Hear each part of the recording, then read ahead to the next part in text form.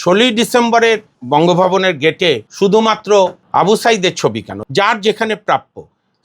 আবু সাইদের ছবি থাকবে 24-এর আন্দোলনে, ঠিক যেরকম নূর হোসেনের থাকবে 90-এর গণঅভ্যুত্থানে। 16ই ডিসেম্বর যখন বাংলাদেশের মহামান্য রাষ্ট্রপতি আমাদের সিনিয়র আইনজীবীদের দাওয়াত দিল সমাজের অন্যান্য অংশের সঙ্গে, বিএনপি নেতারাও গিয়েছিল, অন্যান্যরাও গিয়েছিল।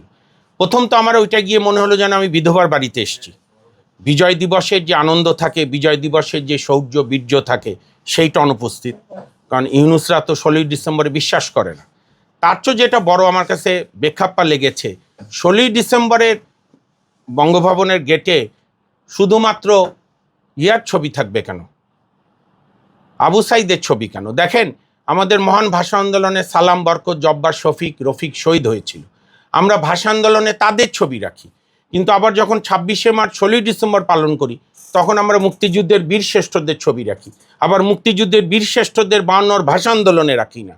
যার যেখানে প্রাপ্য। আবু সাইদের ছবি থাকবে 24-এর আন্দোলনে, ঠিক যেরকম নূর হোসেনের থাকবে 90-এর গণঅভ্যুত্থানে। প্রতি সপ্তাহে সর্বোচ্চবার বিকাশ পেমেন্টে 50 জন হবেন পেমেন্ট চ্যাম্পিয়ন। জিতে নিন টিভি সহ আকর্ষণীয় সব প্রাইজ। অর্থাৎ এই যে সব কিছু মিলে 71কে যে 24-এর সঙ্গে কম্পেয়ার করে 47-এর প্রসঙ্গ তোলা, এটা তুলে অ্যাকচুয়ালি 5ই আগস্টের পর থেকেই জনগণের স্বতঃস্ফূর্ত আন্দোলনকে জামাত এবং ইউনূস হাইজ্যাক করে তারা তাদের চক্রান্ত, তাদের বাজে মোটিভ ফুলফিল করতে চেয়েছিল। কিছুটা পেরেছে, বাংলাদেশের মানুষ কিছুটা প্রতিরোধ করেছে।